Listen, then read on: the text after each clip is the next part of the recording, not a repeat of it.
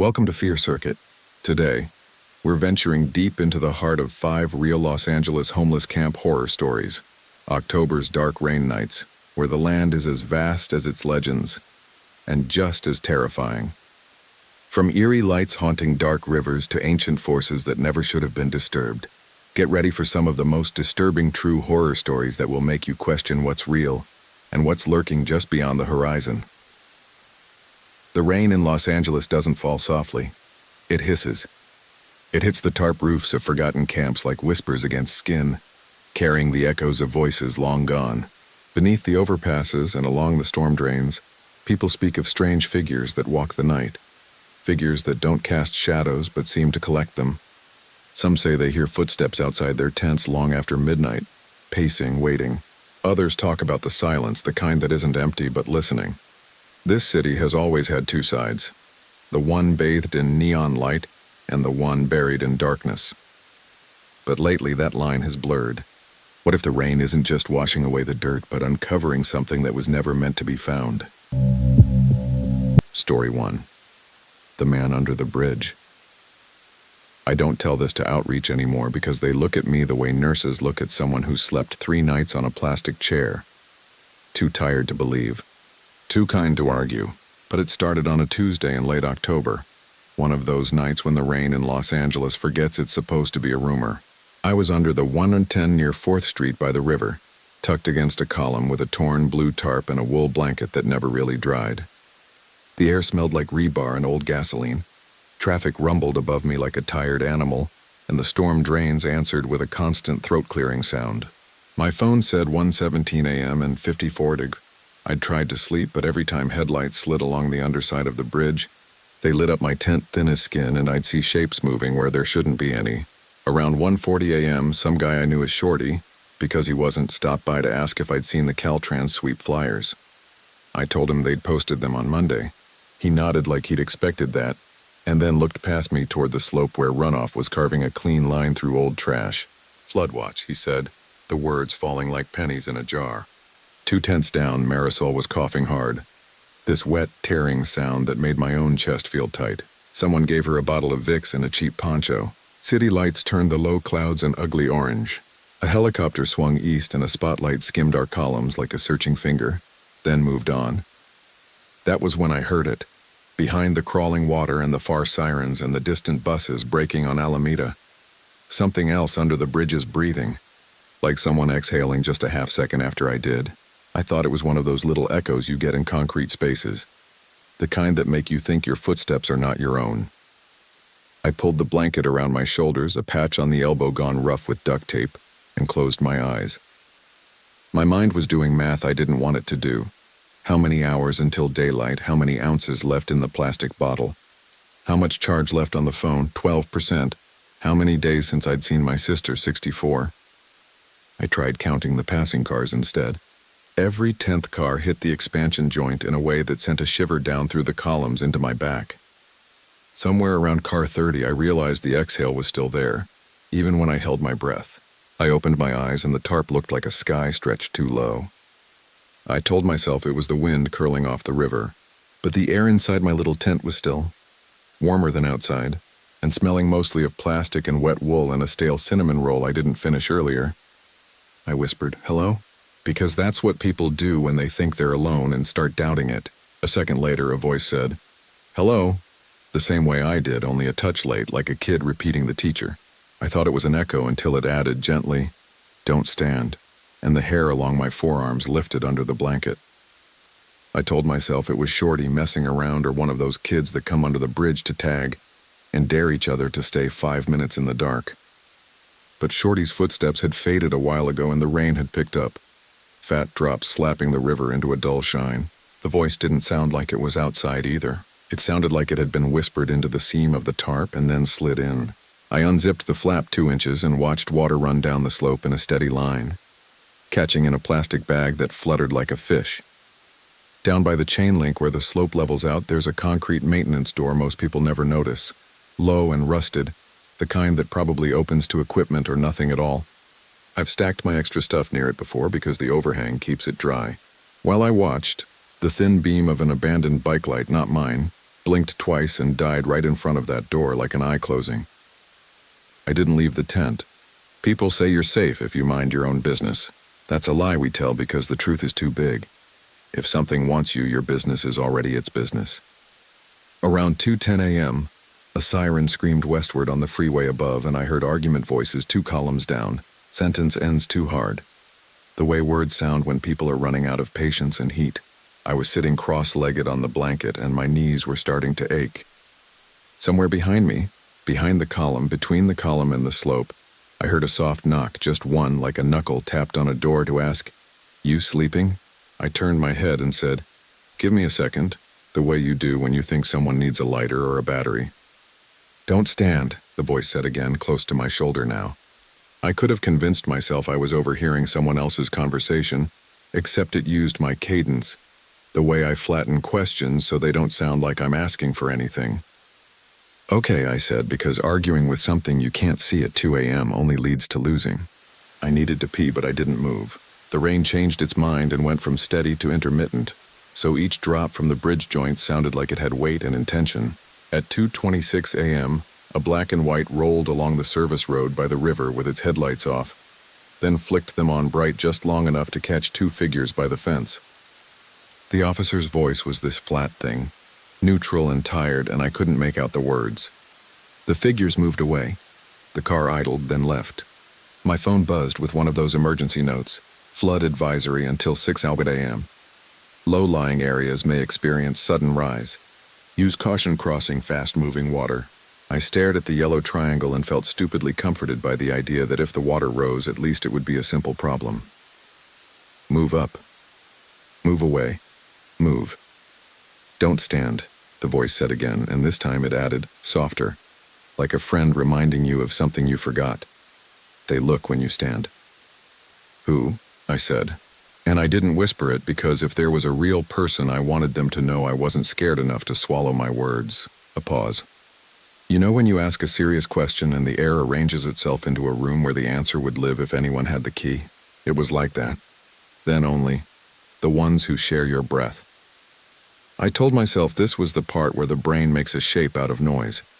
The river burbles and becomes a syllable. Trucks moan and become language.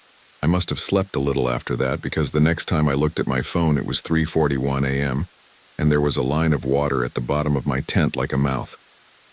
My shoes were damp. Everything was a kind of cold that felt personal. I heard the shuffle of a grocery cart rolling somewhere to my left, and someone laughed low in their throat. When you stay long enough under a bridge, you learn the grammar of the place. The difference between a laugh that means "you got me" and a laugh that means "I don't see you yet, but I will." This one wasn't either. It sounded like someone practicing a laugh alone. I pulled on my hoodie and tied its strings. I thought about bailing, moving up toward the streetlights by the public storage on the corner of 4th and Central, getting coffee from the 7-Eleven, and pretending I never heard a voice that borrowed mine. I unzipped the tent and put one hand on the concrete to steady myself. It was slick with the algae that grows where water always finds a way. "Don't," the voice said like a hand on my shoulder. I froze and watched the line by the maintenance door. The blink of the dead bike light didn't come back. But the door, this is the part where I start to lose people. The door breathed. Not like it opened. Not like it moved. It's just that the rain mist eddied in a pattern on its rusted surface that matched inhaling, and water tracing the hinges made a sound that matched exhaling. And the air, dead still a second before, carried into my face the smell of rooms that have been closed for 20 years. Old paper, machine oil, the last sigh of paint. My left calf cramped with the kind of fear that only hits one muscle at a time. I waited for the trick to show itself. A crosswind, maybe. A truck above forcing a pressure change. Anything you could calculate. The river kept shouldering itself along. The freeway murmured. The world's big machines doing what they do. And this little human thing beside a column at 3:49 a.m. tried to decide if it should trust the voice that said not to stand. "If I stand, what happens?" I asked. Across the concrete, past a plastic milk crate with its bottom bowed out, someone answered with my same words, wrong timing. "If I stand, what happens?" A beat later, another voice, not mine, not exactly, finished it. "They see the heat." The words sat between us, eerily ordinary. From under the bridge, the city smelled like wet pennies and tired brakes. I stayed on the blanket, knees going pins and needles, listening to the rain's math. The slope kept shining, and the water line inside my tent moved the smallest amount, like a minute hand. When morning found me, it did it reluctantly, gray light pushing under the bridge beam by beam as if asking permission. I packed quick because the sweeps tend to start early after storms, and even if it's not your column they pick, the sight of a front loader moving tents makes everyone feel like they need to move too. My hand shook a little from the cold and too little sleep. I slid my damp shoes on and told myself I'd be up on the street in 10 minutes. When I finally stood, nothing dramatic happened. No hand snatched my ankle. No voice shouted my name. The maintenance door sat the way ugly things sit, patient, sure you'll return your eyes to them sooner or later. I lifted the tarp and stepped out into the open, the mist beating on my eyelashes. I pulled my backpack up and felt its weight pull at the one frayed strap. That's when I noticed two prints on the slope below the door, side by side. Not like a person's foot, but like the dry outline of knees pressed there a long time and then lifted. The concrete inside those ovals was bone dry, matte, a perfect relief in a world that had been rained on for hours. I stared until my eyes watered. Behind me, from the shadow by my tent, someone said, almost apologetic, "They don't like the day." I turned too fast and saw only my tarp moving. "Shorty?" I called, because you need a human name to throw at the dark. No answer. Around 7:02 a.m., the outreach van came down the service road and I watched them step out with their clipboards and their careful smiles. A woman I'd seen before, dark braid, puffy jacket, waved. "You good?" she asked, voice raised over the freeway.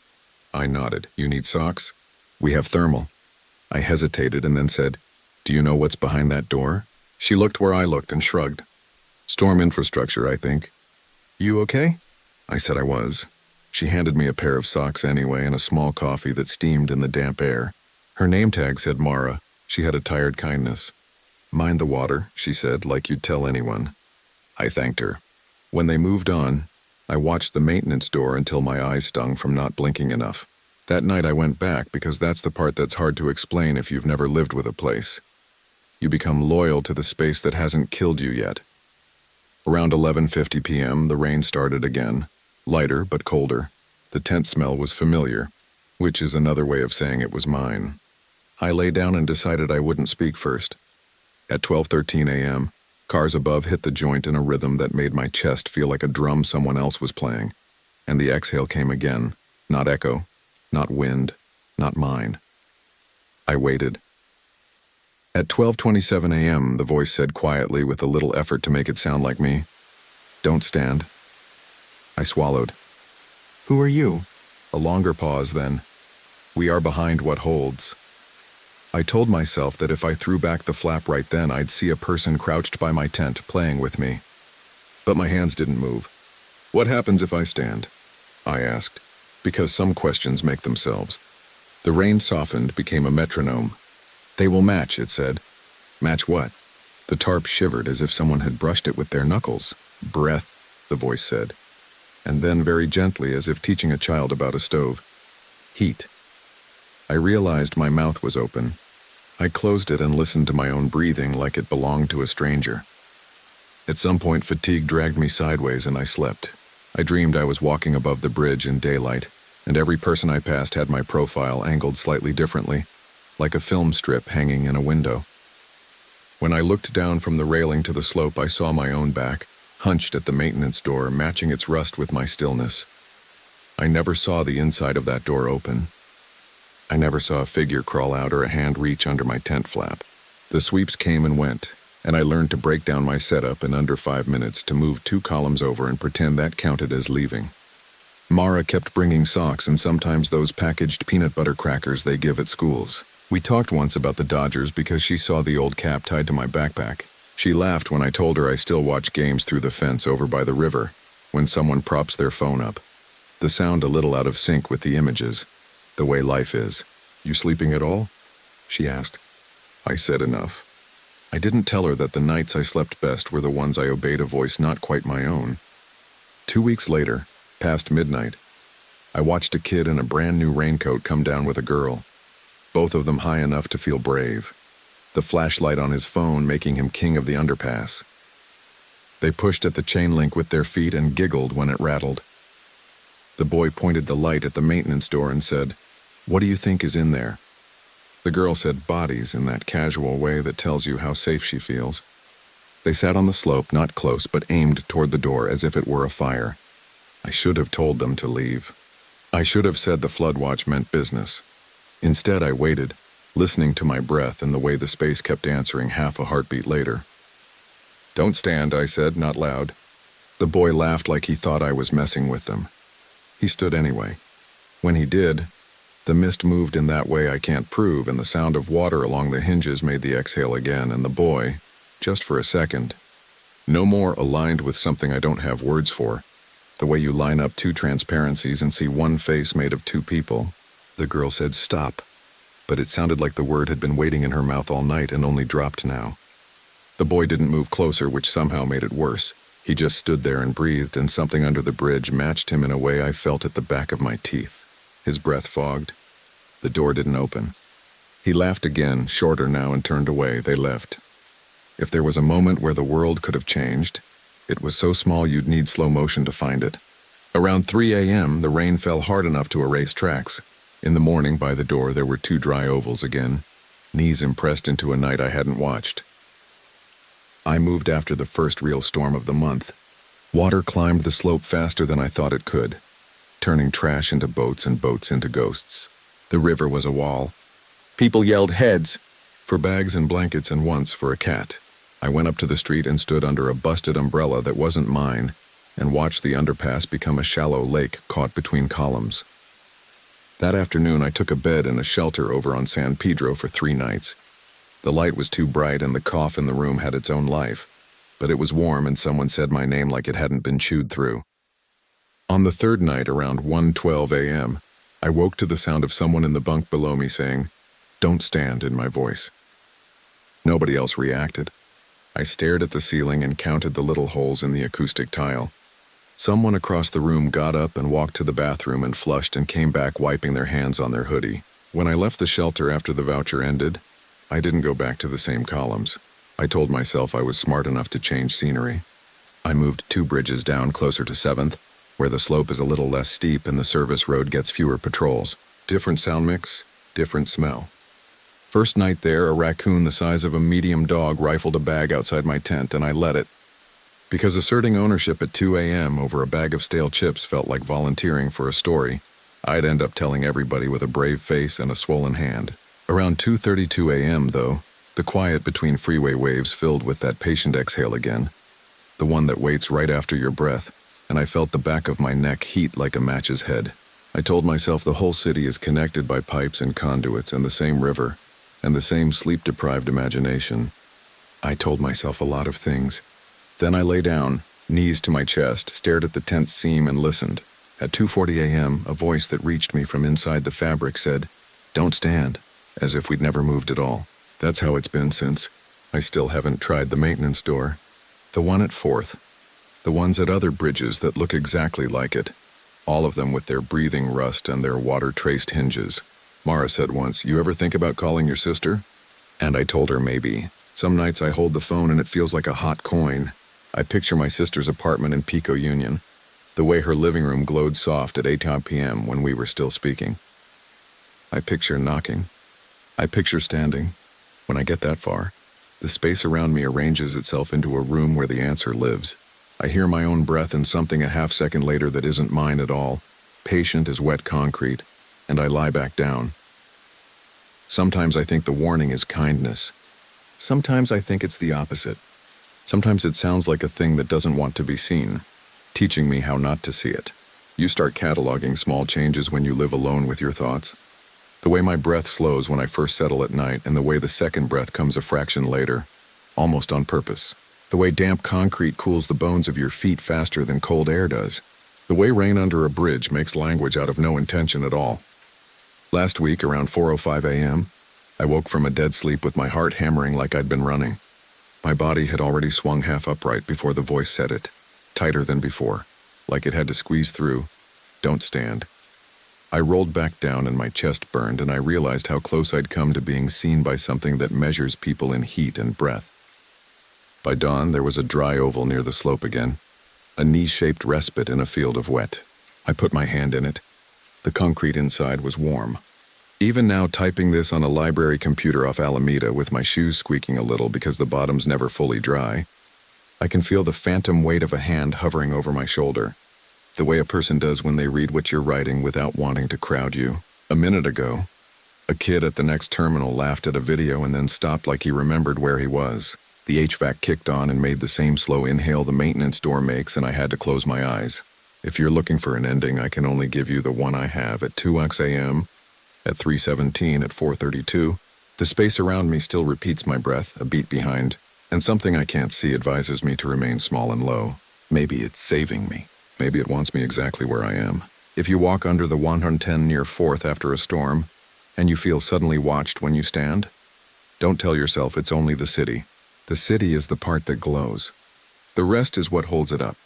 And somewhere in that holding, something is sharing your air, patient as rain, warm as a palm pressed to concrete, waiting for you to rise so it can finally look you full in the face. Story 2. The tents by the river eye was part of a little drift of tents that formed along the Los Angeles River near the Glendale Narrows, east of the 5, where the water actually shows its face instead of hiding in a concrete coffin. It was late October, cold enough that your fingers went slick and dumb if you took your gloves off too long, and the rain was on and off. Those thin curtains that come at 11 p.m. and again around 3 a.m., just to check if you're paying attention. We picked that spot because the bike path lights were close enough to feel like you weren't completely forgotten, and because an old eucalyptus spread over part of the bank like a bad umbrella. On the first night, I remember clearly. Tuesday, the 24th, my phone said 12:41 a.m., 52° F, flood advisory on the push alert, and the water was riding high enough to slap the lower rocks with a sound like impatient clapping. There were 4 of us settled in, me, a soft-spoken woman named Tasha, who knitted hats out of thrift store sweaters and swore the crows recognized her, a guy everyone called Books because he always had one, even if it was swollen from a week of rain, and an older man named Leon who used to park his shopping cart in exactly the same place, wheels angled just so, like he was docking a boat. We weren't exactly friends so much as we were on the same map. That night I was half sitting in my sleeping bag, counting the gaps between the heavier drops hitting my rainfly, when I heard what I thought was someone yelling downriver, sharp, high, like a kid who'd tripped. It came again. Only the second time it sounded like it was closer to the water than the path. Closer to the water than any person would be at that hour. I unzipped a slice of my tent and watched the river shoulder itself along, stained copper by a streetlight. Across the channel, a pair of raccoons were rummaging near the reeds, their eyes reflecting back a cold coin of light as they looked up. The third cry wasn't a cry at all. I knew that because it happened exactly when the river hit a protruding concrete rib and folded around it, and the sound came from inside that fold. It was human, not in words, but in shape. "You hear that?" I called toward Tasha's tent, trying not to spook anybody. Her zipper slid and she leaned out, hair bundled under a beanie she'd knit lemon yellow. "Cougar?" she said, hopeful in a way that told me how little she wanted it to be anything else. "Too wet for cats," Books called from his tent without opening it. "And cougars don't sound like that." He had a point. What we were hearing had the general outline of a scream, but none of the throat. Leon, who slept closest to the water, didn't say anything. Around 1:06 a.m., the path lights clicked off and the dark along the river thickened from thin gray to a kind of moving black, the kind that has depth. On the far side, under the little footbridge near Los Feliz Boulevard, a car rolled by slow enough for me to see the driver's face in profile, lit by their dash, jaw clenched, eyes forward, a look that said this was a road they didn't usually take and weren't going to take again. When the water hit that rib, the sound came again, and this time it resolved into something that made both crows in the eucalyptus go still. It wasn't language, and it wasn't animal. It was like a room full of air giving up at once. The second night made a believer out of me, and I don't mean in ghosts. I mean in the way real things with weight and weather can still handle you like a story. The sky started its on and off spit around 10:30 p.m., and by 12ings it had settled into a thin, steady stitch not enough to send you running, just enough to keep your shoulders hunched. The river was fatter, fast enough that the foam lines looked like muscle. A pair of CHP cruisers idled briefly on the bridge and then slid off. leaving the channel to itself. At 12:22 a.m., Tasha stepped out of her tent with a thermos and offered me a sip.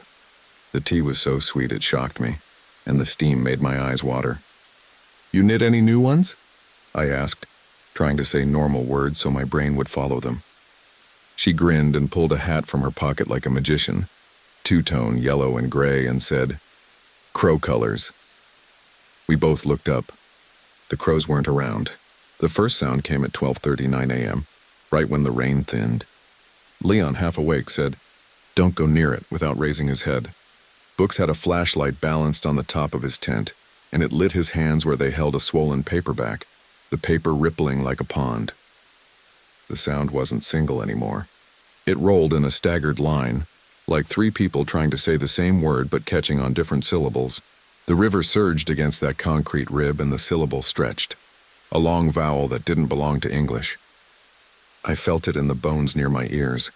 I can't tell you how I know it was real, but I can tell you that when it came again, farther down where the surface was broken by a cluster of collapsing reeds, something in the way the sound carried just under the bridge's percussion shot cold into my knees in a way a hallucination doesn't. Tasha said, "Somebody's down there." And I could hear in her voice that she wanted it to be true because a person you can pull up is better than a shape you can't name. "Stay back," Leon said again, louder. I walked to the edge of the bank where the dirt sloped and the river tried to bribe it into surrender. My shoes sinking with that soft pop you get when wet earth lets go. I didn't go farther. I'm not brave, just restless. I clicked my phone's flashlight on and skimmed it across the brown-green rush.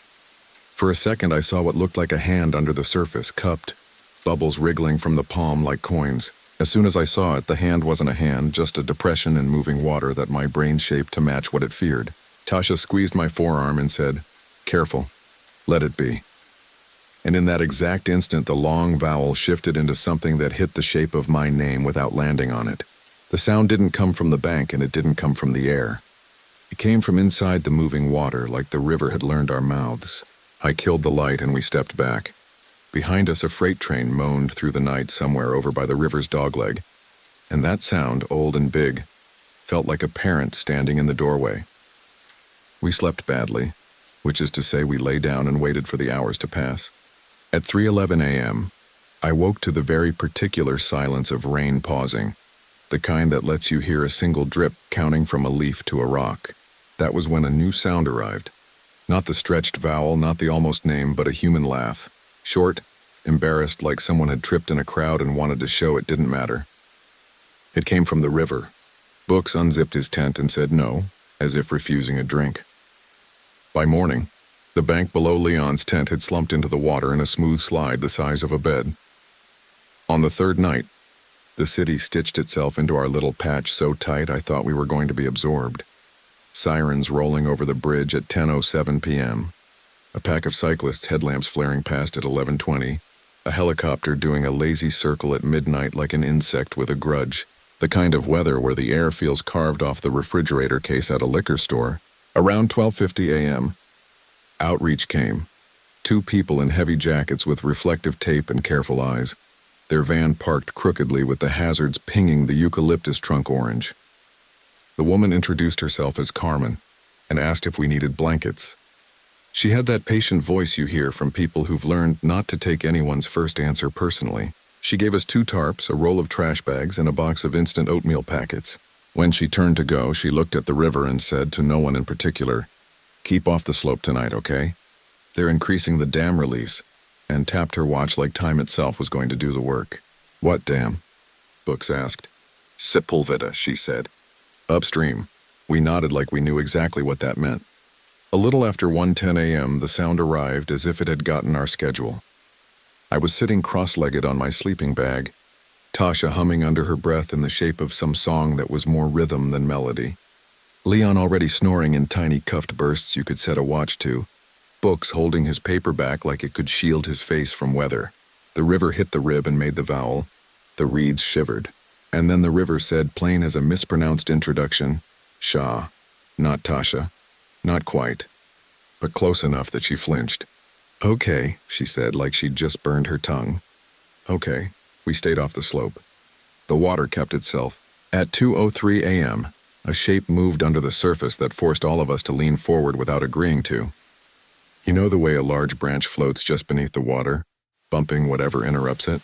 The shape had that innocent drift. Only branches don't breathe. This did. A slow swell under the moving skin of the river, exactly where you'd put a chest if you were lying on your back and staring up through the water at the orange bloom of a streetlight. I didn't say anything out loud, but in my head, because that's where we're fools, I asked, "What do you want?" The river answered by folding over the rib and letting go a sound that was too close to my name for me to pretend otherwise. I crawled backward the way you do when you've already stood in your mind and your body refuses to follow. My tense zipper stuck on a loose thread just long enough to feel like a trick. Inside, I watched the arc of light on the fly, the little silver lines that told me rain had returned. At 3:26 a.m., the laugh came again, without humor, like someone imitating a sound they'd never made. When my eyes eventually sanded closed, I dreamed a point of view only a gull has, a gray sky, the river below, and a neat row of tents along the bank, ours, each topped with a pale, oval shimmer, like a face just under the fabric listening to our breathing. By the time I woke at 6:12 a.m., the eucalyptus was dripping rhythmically on the path, and the river had chewed another polite bite out of the bank. Leon's cart, which he'd docked with his usual precision, had rotated 5 degrees. Nobody touched it. The raccoons watched from the reeds, wet fur rucked up like old velvet. I made oatmeal with Carmen's packets and handed a cup to Tasha. She didn't take it. She was watching the water with the kind of attention you give a sleeping child you're afraid to wake. "Crow colors," she said absently, holding that lemon and gray hat, and then she put it down and crossed her arms hard like she was cold. She wasn't cold. None of us were. We were trying to keep our bodies contained. That afternoon, in a patch of sun that felt borrowed, a pair of teenagers came down to the path with fishing rods. They cast 3 times. The 3rd time the line tightened and one of them cursed, laughing. The other boy said, "You snagged." And the first said, "No, something's..." And then the line went slack and came back without its hook. The boy stared at the empty line and held it like a vein, and the way his face changed when he looked at the river made every duck in the channel skim away at once, beaks tucked tight. They left fast, rods still extended, the tips shivering as they jogged. The last night I'm going to talk about started like any other. Trash bag over the tent in a desperate gesture. A pocket of warmth in the sleeping bag that felt like a lie I could live with. The eucalyptus making a slow, soggy applause in a wind that didn't commit. Around 11:58 p.m., the path lights died early, as if the city had decided we'd had enough help. A coyote trotted along the opposite bank with the concentration of a businessman late for a meeting, then disappeared behind the reeds. The water was high, higher than I'd seen it, glossed with the kind of sheen that makes it look solid from 10 feet back. At 12:34 a.m., a new sound entered the room. A low, continuous hum like an old freezer in an empty apartment, too steady to be the river alone. "Damn," Books murmured, not to me. They opened more. The hum lived in the soles of my feet.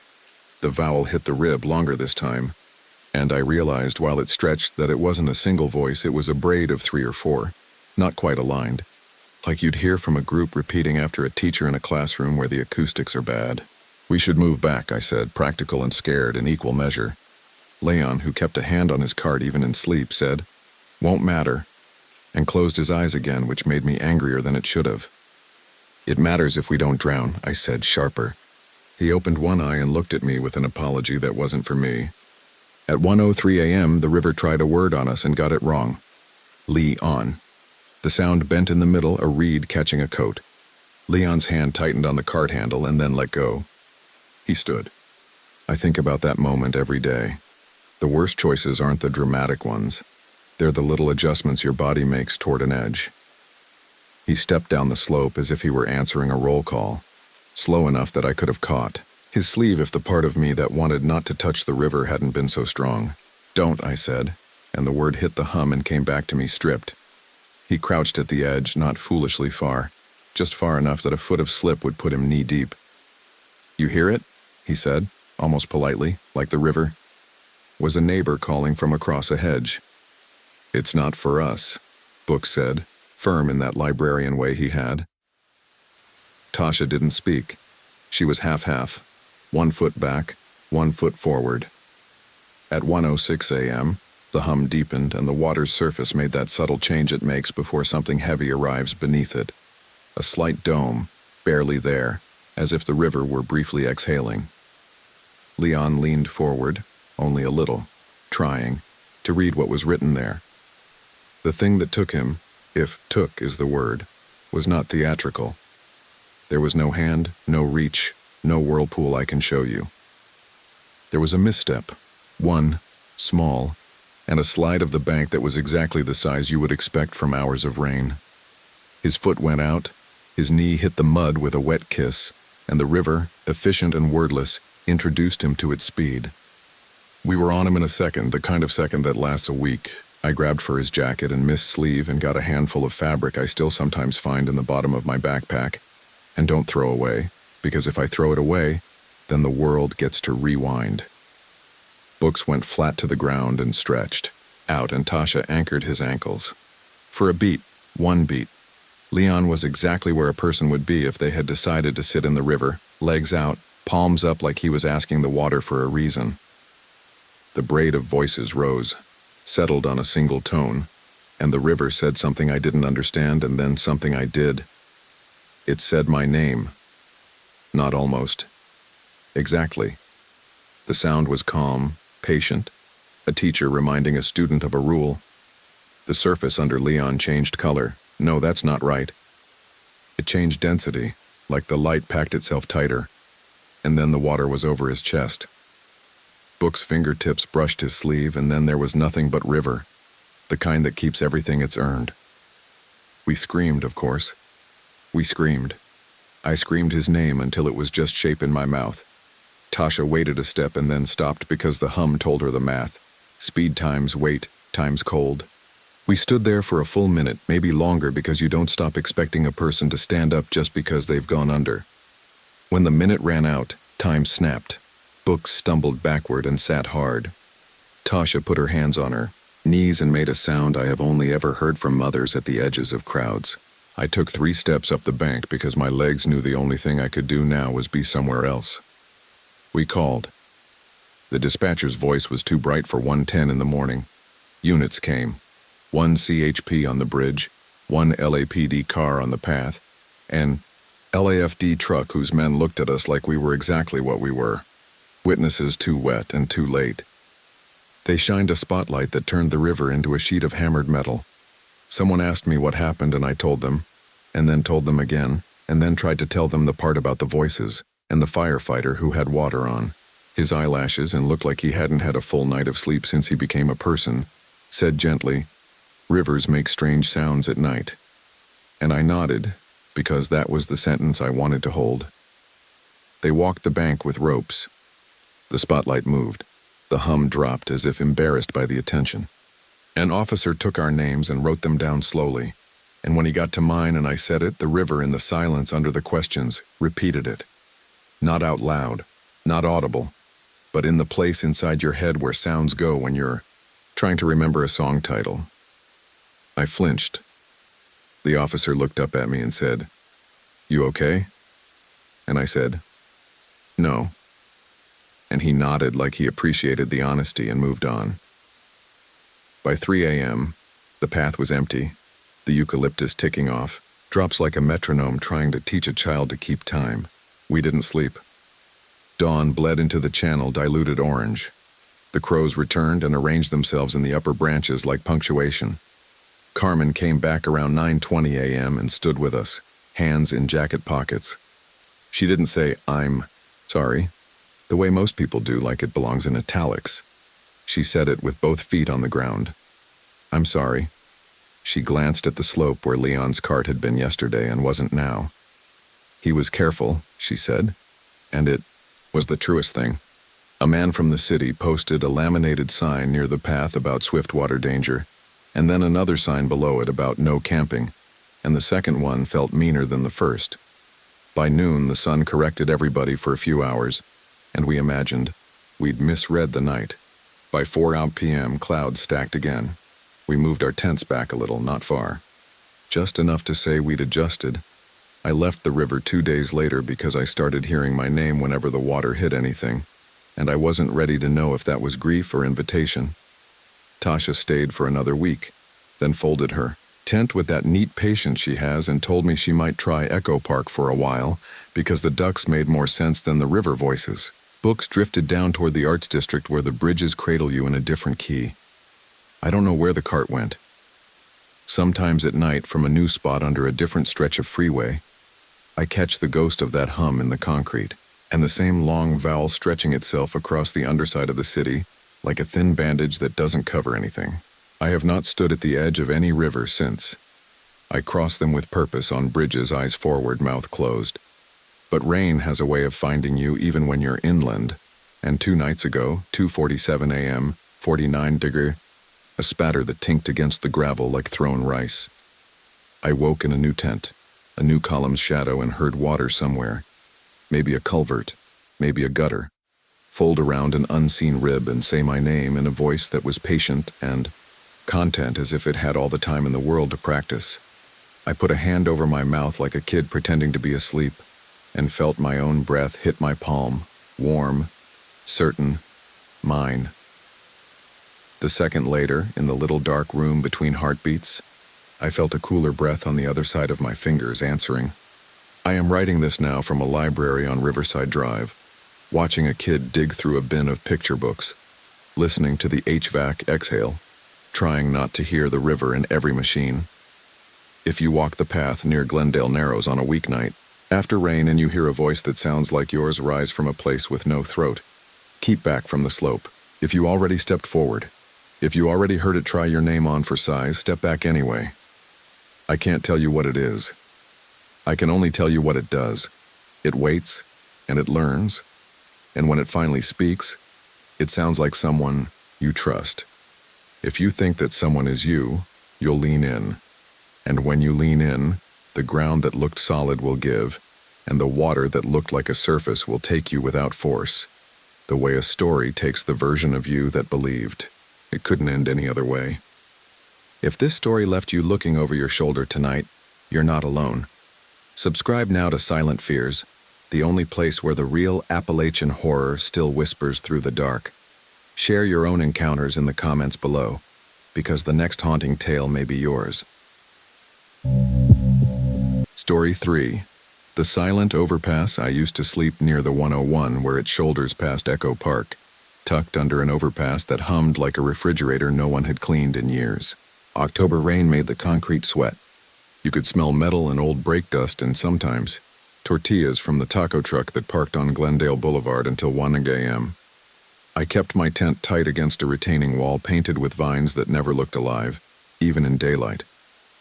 The first night the voice called my name, my actual name, not a nickname, was a Wednesday, 12:43 a.m., 53 degree warm, a steady drizzle that made the asphalt shine. Traffic was thin, delivery vans, the occasional rideshare, one motorcycle that rattled the sky. I had my phone in airplane mode to save the last 8% of battery, and was counting the time between the passing cars by how long the reverb held under the bridge.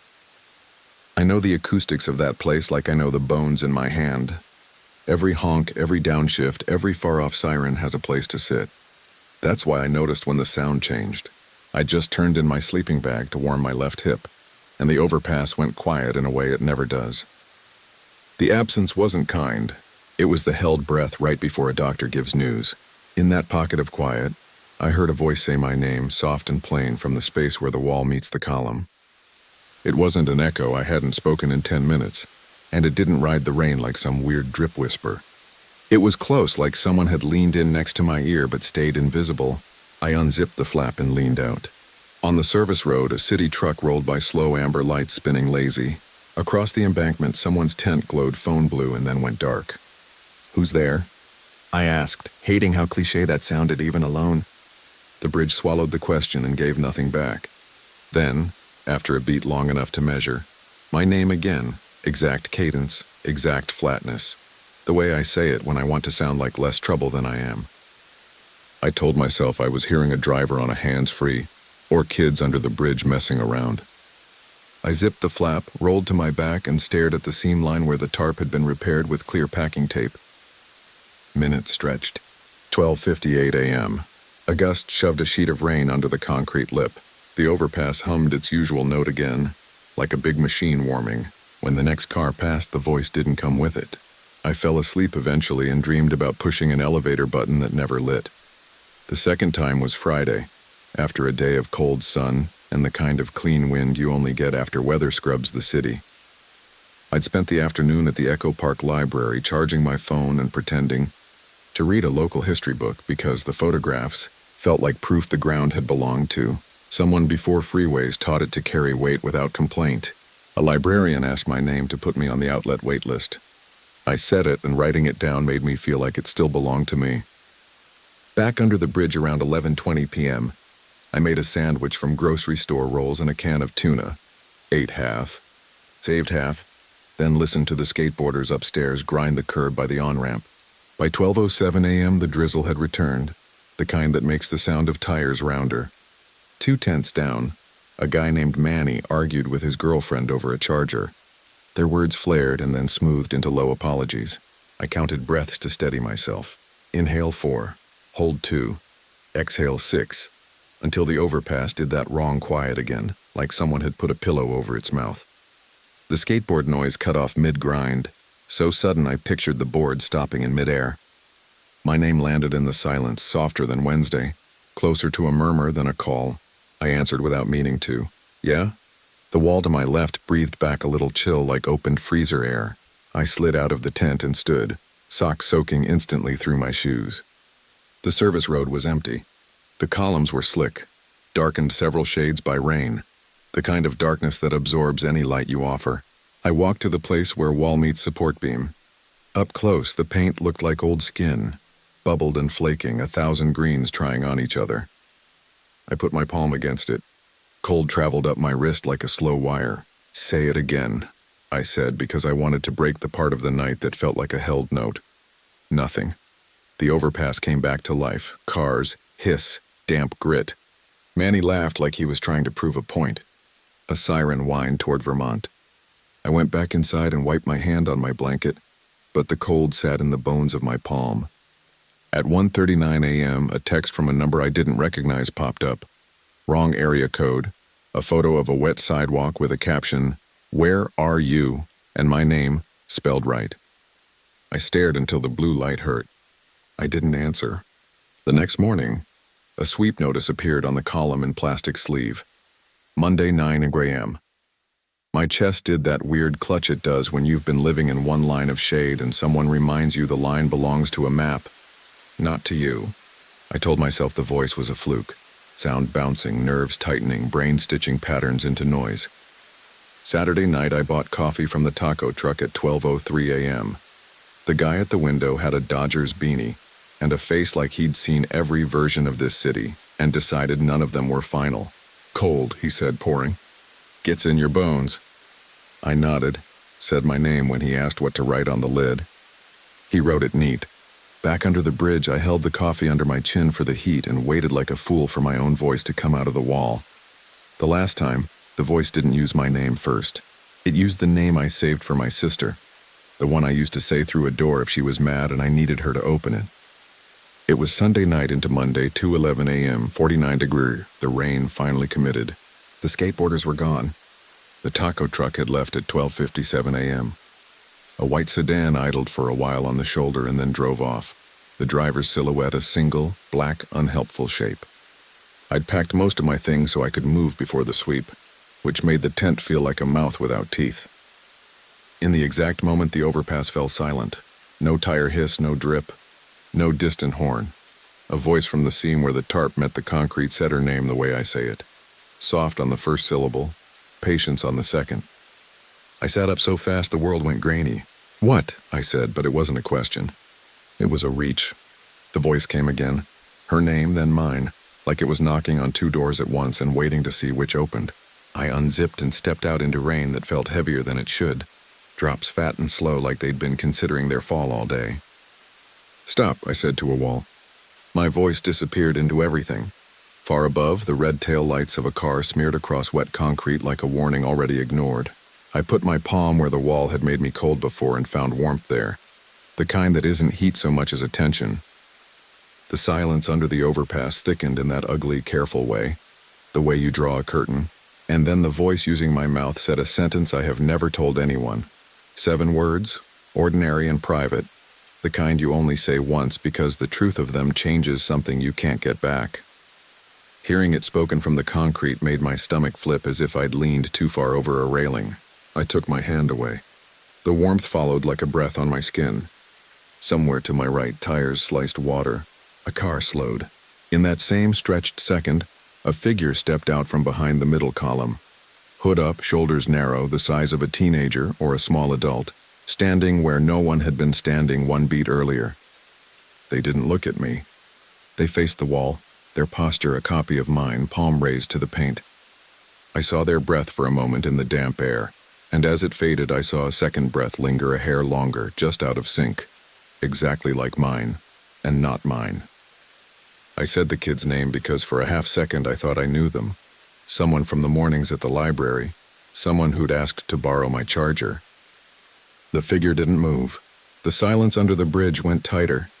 Then the voice, my voice, her name, the sentence came again, and the figure flinched in the same way I flinched, like getting an answer you'd asked for months ago and now don't want.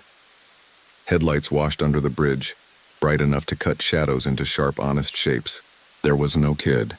There was only the wall and my own hand hanging halfway between the tent and the column, like it had forgotten what it was for. The silence let go all at once. The overpass filled with noise, cars, rain, a bus sighing as it took the on-ramp. I walked back to my tent because I couldn't think of a single other thing to do. At 3:04 a.m., I heard footsteps on the service road, quick and wet. Someone paused by my tent long enough for the fabric to push in the smallest degree, like a knuckle testing a door. They didn't speak. I held my breath. In the half second after I ran out of air, before I could pull a new one in, the world gave me my name from 2 places at once. The place inside my skull where I keep it, and the place outside where sound chooses to sit when it wants you to come closer. Morning came mean and early. By 8:55 a.m., I was packed and standing with my backpack under the lip of the bridge while the city trucks took a strip of our lives and made the concrete look new. A worker peeled the sweep notice down and stuck a fresh one up for next week. Morning came mean and early.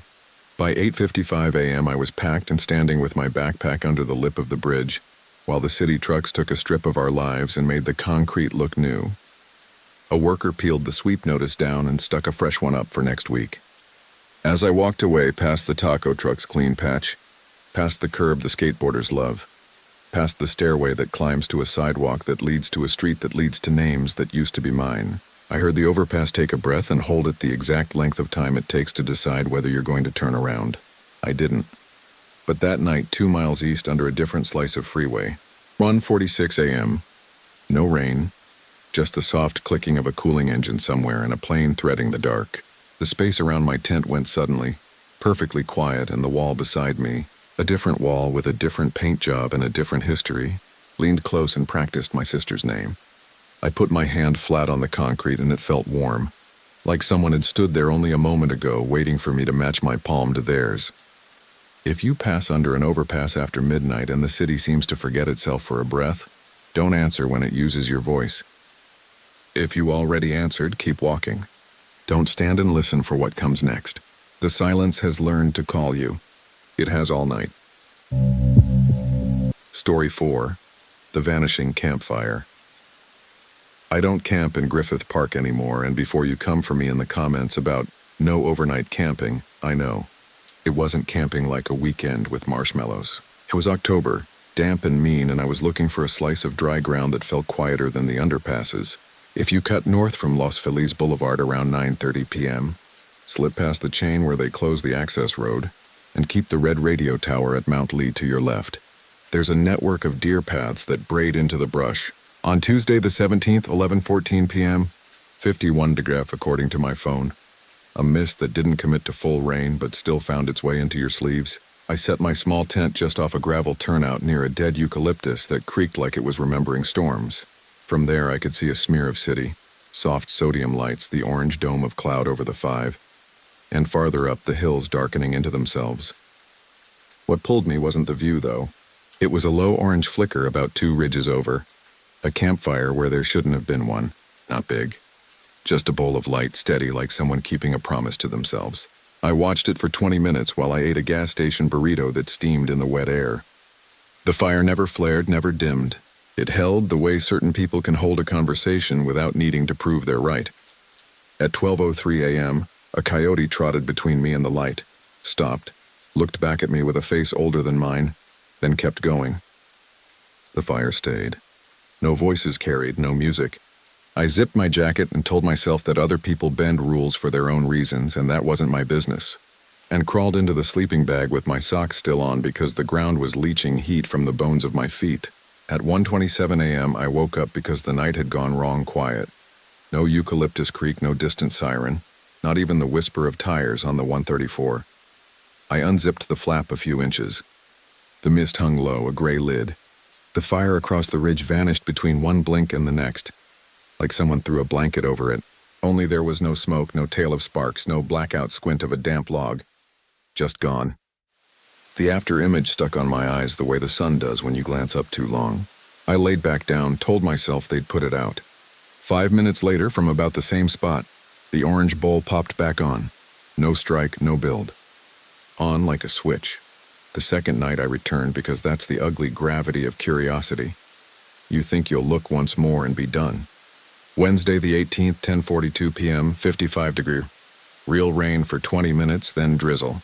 I timed my climb between squalls, cutting left past a chain link segment a storm had knocked flat years ago. In the wet, the deer trails smelled like licorice and dust waking up. I hung my tarp tighter than the night before, clipped a small flashlight inside and set my phone screen to the dimmest setting to keep my eyes honest. The fire was already going when I settled. Same size, same steady bowl. I watched for people moving around it and saw nobody. No shadows, no figures stooping to feed it.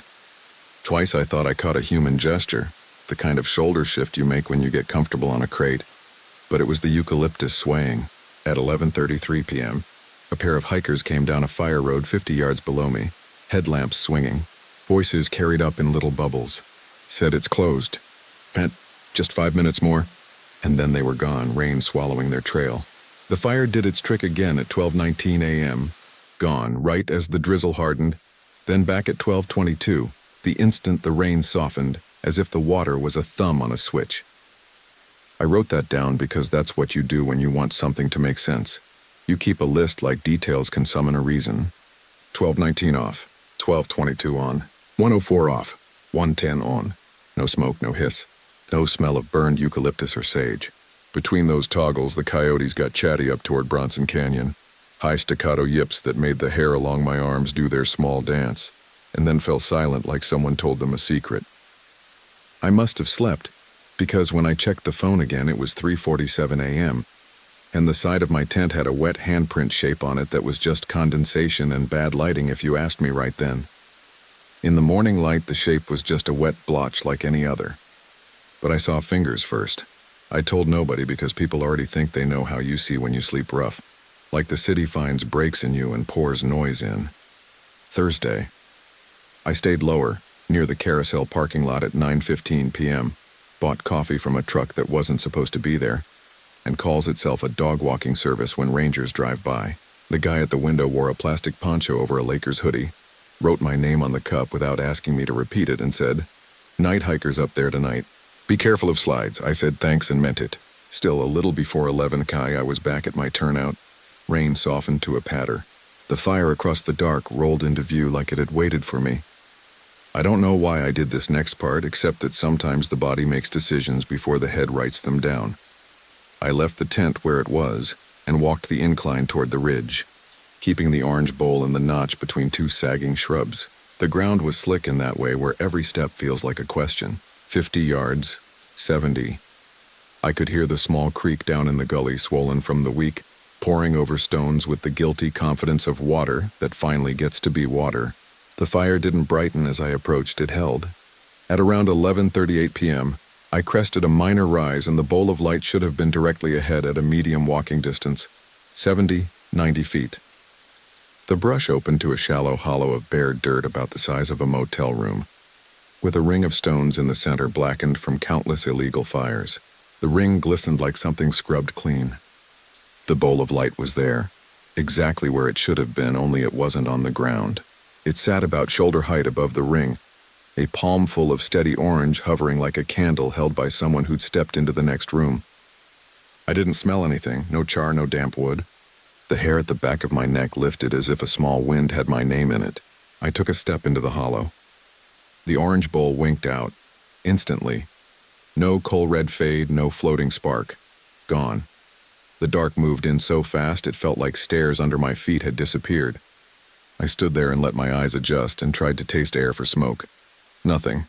My mouth had gone dry. Behind me, from where I'd walked, I heard the soft, deliberate sound of feet in wet leaves. 2 steps and stop. The way a person who knows the ground tests it when they don't want to spook an animal. I turned fast with my hands out like that could matter. No beam, no headlamp, no shape breaking darker from the dark. The steps didn't repeat. Above me, the tower red light blinked like a heartbeat that wasn't mine. I backed out of the hollow and the fire returned, but not in front of me. It lit over my shoulder, back toward my tent, same palm-sized bowl hung at that human chest height, steady. I didn't want to turn my back on it, and I didn't want to look at it either. That's a bad set of choices at midnight in wet hills. Hello? I said because safe people announce themselves, and unsafe ones do too sometimes. The bowl stayed steady for 4 or 5 seconds. Then it slid left, not like wind would carry flame, but like a hand changing rooms. It moved smoothly between 2 white-barked bay laurels and paused. I stepped after it without meaning to. The ground sucked at my shoes. The creak sound thickened closer. I followed that small illegal light through brush that had no business making lanes for me, and reached another bare patch, another sanitized ring of stones. The bowl hovered dead center. I didn't enter. I think a part of me understood that whatever was keeping that ring clean did not expect my feet. I stood at the edge for a long measure and took inventory. Breath even but shallow. Hands cold but not trembling. Phone at 24% and dimmed. A laminated sweep notice I'd used as a rain shim crinkling in my pocket when I shifted. A drop of water marching cold down the line of my spine. Okay, I said out loud like I'd negotiated something. The bowl dimmed briefly. No, not dimmed, it felt farther away for a breath, and then it was gone again, off like a switch. When the dark landed, so did quiet. No creak, no distant tires, no wind through eucalyptus. I held my breath and heard someone else inhale when I did, a half-second late, standing where the bowl had been, patient. I walked backward the way I left rooms after fights when I was young, shoulders square, door in sight, eyes not breaking, until the path and my own little tarp appeared like a cheap miracle. I left my tent staked and sat with my back to the eucalyptus, watching the notch where the light had first appeared. At 1:02 a.m., it popped on again, not over the second ring, but in the original place like a loop had closed. A minute later, faint and almost shy, a second orange bowl flickered 2 ridges farther, higher, as if a friend had arrived late to a pact. It would be a cleaner story if I could tell you I saw figures then, people around the light, faces uplit and wrong. I didn't. I saw only steadiness where flicker should live. My phone buzzed with a flash flood alert for the canyons east of me. On impulse, I called a number I hadn't called in months. It rang 4 times and went to voicemail. I listened to my sister's voice say my name, then hers, then the beep. I didn't leave a message.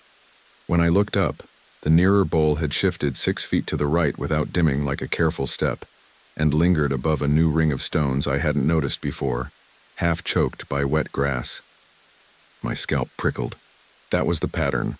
On, hold off, reappear near a ring, wait for me to choose. I tied my boots tighter and made a decision that still feels like it belongs to someone who borrows my body at night.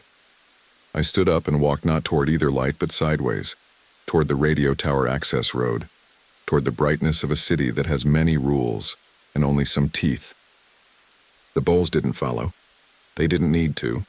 From the road I could still see them, 2 steady oranges in different hollows until the mist thickened and turned the hills into a single dark shoulder. The last night I went up there, Friday, October 20th, I told myself I was just collecting the tent I'd left.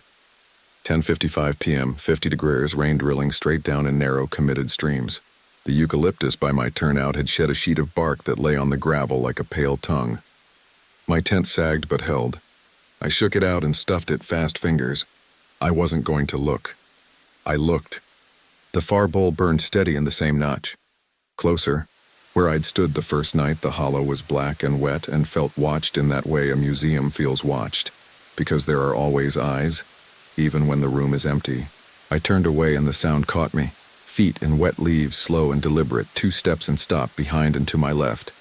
"I'm just leaving," I said out loud, to something I would have sworn wasn't a person until that second, when my voice came back to me soft from the brush. Delayed, like someone repeating what you say to learn your pronunciation. "Just leaving," it said. Or rather, it matched my rhythm with breath and small leaf noises that shaped the same syllables back at me. Every hair I owned tried to stand. I didn't run because wet ground with fear in it is a good way to break an ankle.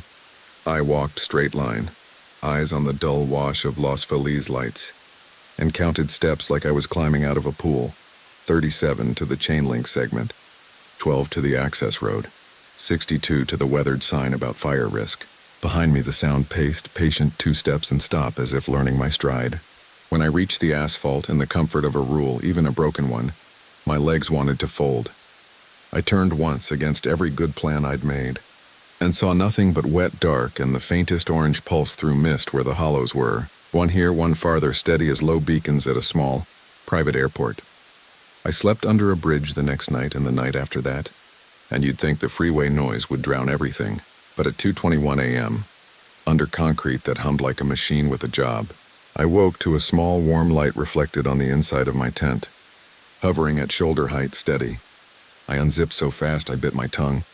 The outside was only wet, dark, and indifferent. The reflection had no source I could find. It dimmed when I stared and came back when I blinked. I lay back down and put my hand on my chest because that's where the light had been in the hollows, at the height of a person standing still. My palm felt my own heat through the damp fabric. A half-second later, a cooler pressure met it from the air above the blanket, as if the night were learning where to put its hand. I'm writing this in the corner of a coffee shop on Hillhurst at 3:40 p.m., plastic bag under my backpack, drying out, watching rain stitch the window into long, tired strings. People walk by holding umbrellas like small shields. If you go up into Griffith after a week of October rain and you see a fire where no one is allowed to be, don't go looking for company. It isn't that there's nobody there.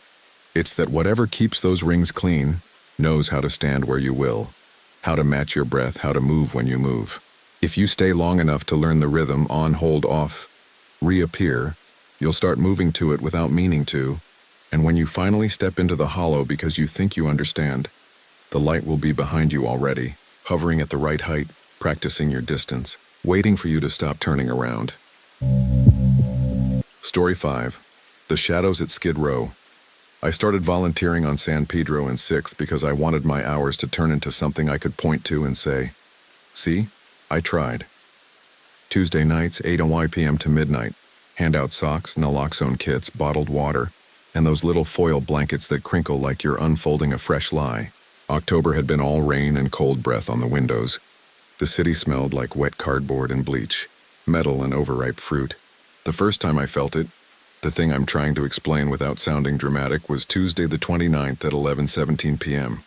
50 degree off on my phone, drizzle that never committed to a real pour. We'd just finished with a guy everyone called Preacher, who never preached but had a voice like the last 5 minutes of a Sunday shift. I stepped away from our folding table to toss a split box in the alley behind the mission. The alley eats light. Even when the street lamps are on, it keeps a seam of dark that doesn't reflect. I was thinking about nothing. How many socks left, whether the coffee in the thermos would stretch to midnight, when the dark in the seam breathed. Not wind, not exhaust. A hush coming forward, then pulling back like a person easing up to a door to listen, and then deciding to be polite. I stopped. The sound of the block should have been there. Voices, a cough with grit, wheels of a cart taking a broken section of sidewalk personally, someone arguing with someone who wasn't there.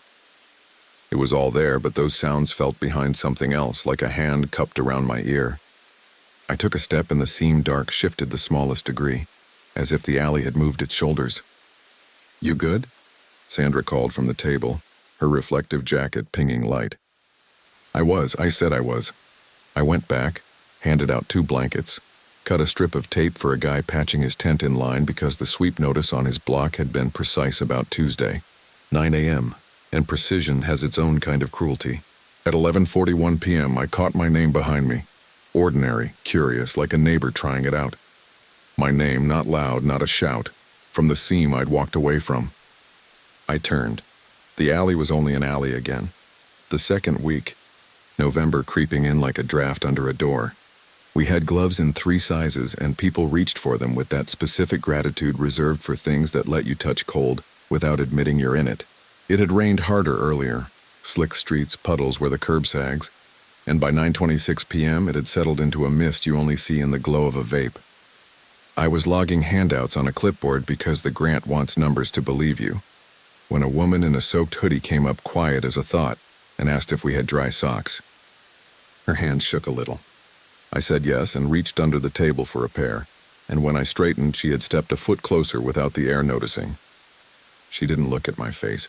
She looked at my reflection in the table's plastic edge, like watching me without having to hold my eyes. I put the socks in her palm and she didn't close her fingers. They follow the heat, she said, conversational, like weather. Who? I asked. The shadows, she said. The flat ones. She still wasn't looking at me. I told myself she meant cops or outreach workers with flashlights or the kind of men who work the edges of the block waiting for someone new to make a mistake. She thanked me and stepped backward exactly 1 step and was gone into the seam of the alley as if she'd been standing inside it this whole time and had just leaned out to audition for being seen. At 10:13 p.m., Preacher joked with me about the Dodgers, and I said a thing about pitching that I've said to too many strangers when I want to bridge the space and keep my shoes pointed toward the part of the night where people have names. At 10:57 p.m., I took a bathroom break at the Mission and washed my hands too long because the hot water finally worked. When I came out, the hallway light over the door flickered and stayed off, and I saw my own shadow on the tile in front of me. You know how fluorescent lights make your shadow sharp, wrapped, and thin? This one didn't care about the light. It stayed sharp even after the bulb went. I lifted my hand and waved because the part of me that mocks me lives for that, and the shadow hesitated, a heartbeat late, before it followed. I told myself sensor lights lag. I told myself I was tired. Then the automatic door sighed open and my shadow kept its hand up an extra inch longer than mine as if checking we meant the same thing. You tell yourself stories because they're a place to put the parts of a city you can't file. The third Tuesday, it felt like the block had been painted a degree or two darker than the rest of downtown. We set up at 7:54 p.m. because the rain had startled the schedule. The wet brings people earlier because cold convinces you of the urgency of simple things like socks, soup, and a place where someone's face aims at yours with respect. The drizzle made everything smell louder. The bleach from a washdown up the street, the sugar from a bakery that shuts at 6 but hangs its scent for hours, the ammonia that rides the alleys like a rumor.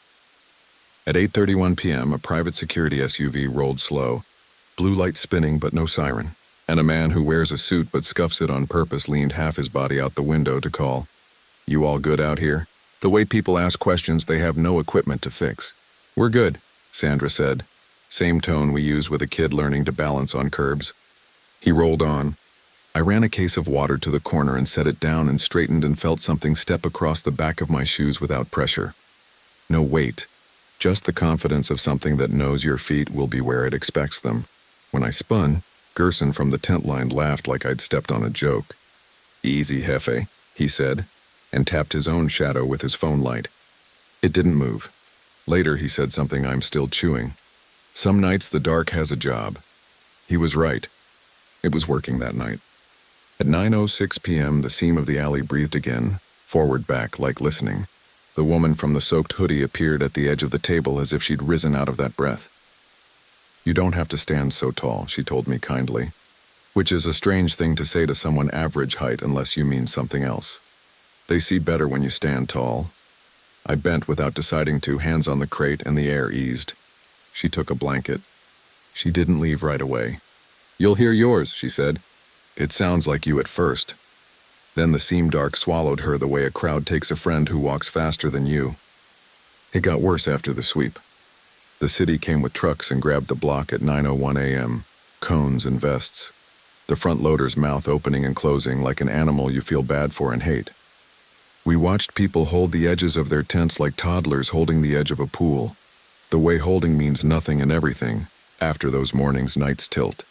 That Tuesday, November 12th, was clear and mean, 47 degree Lime at 11 p.m., The kind of cold LA uses to teach you you're not special. I was hauling a bag of trash to the alley when I saw the shadows cut wrong against the brick, longer than any light should throw, thin as wires, lying perfectly still against a wall that sprouted no other silhouettes. I stared and the shapes didn't ripple with the wind. They held a shape the air couldn't change. One of them was me. I recognized the slope of my shoulder from photos I hate. My shadow looked taller by an inch or two and stood with a posture I reserve for waiting in lines I can't leave. I took a step. The shadow didn't. It wasn't mine. It was who the dark thought I was. I don't know a less ridiculous way to say that.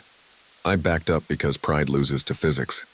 The seam of the alley sighed out and chilled the sweat at the back of my neck. Then the wall said my name, soft, affectionate almost, the way my sister says it when she's trying not to pick a fight. The sound didn't come from a mouth.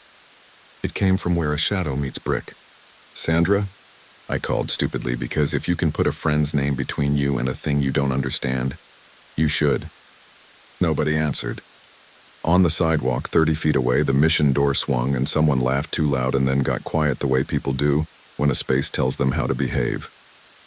I stayed in the alley because something about leaving felt like an invitation being accepted. The seam exhaled again and the odor of wet paper came out of it like breath. I hear you, I said, and my shadow on the wall turned its head the smallest degree, lagging 2 beats behind me like the worst kind of mirror.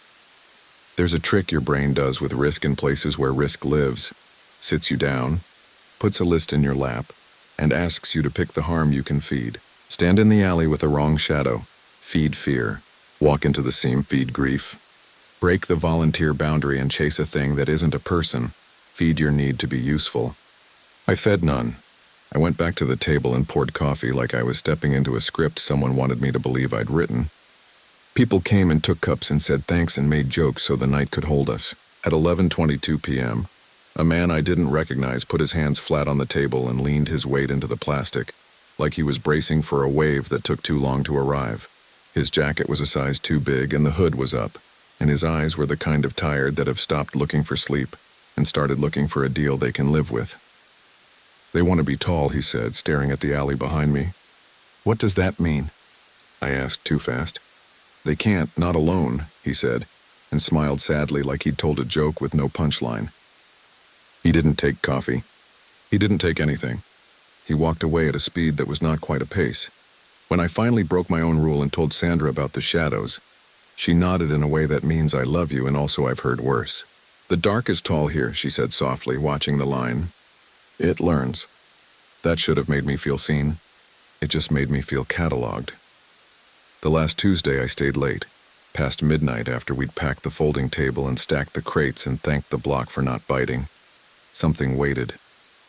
You get a sense for that when you spend time in the open. The way a space holds itself when it expects you to accept an invitation.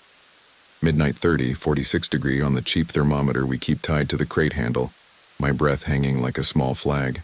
The alley's seam dark had grown a spine. It stood up, if that makes sense. Less a stain on the ground and more a held shape on the wall, edges too clean for this light. I'm leaving, I said to Sandra, who was locking the van. Keys, she called, and I tossed them and missed because when I turned my shadow on the mission wall, my actual shadow now, thrown by the van's taillights, lifted a hand a fraction before I did. Not late, early, it anticipated me. The breath from the seam kissed the back of my neck, and this time it carried a smell I recognized not from places but from moments. The damp, cardboard interior of a box I'd packed when I left a home too fast. The plastic sweetness of a shower curtain in a bathroom I couldn't stay in. The iron of a blood nose in cold weather. Don't, it said. Not my name. Not a seduction. A caution. I bent without deciding to. The breath eased. Standing tall made it hungry. Small made it satisfied. I thought about the woman who warned me, the one who watched only reflections. I took a step backward low, then another, like someone ducking a low beam. The shadow on the wall followed me perfectly. Not early now, not late, just matched pivot for pivot, the way a pair of dancers find a groove and stop needing the count. I reached the sidewalk and the block's noise washed in stronger. A rasping laugh, a cough that might be the start of flu season, a cartwheel complaining to a crack in the street. I did not look back into the alley. When I got home meaning a month to month in Koreatown where the bathroom light hums like regret and the Front door needs shouldering. I turned off the lights and stood in the hallway and watched my own shadow in the apartment's long mirror.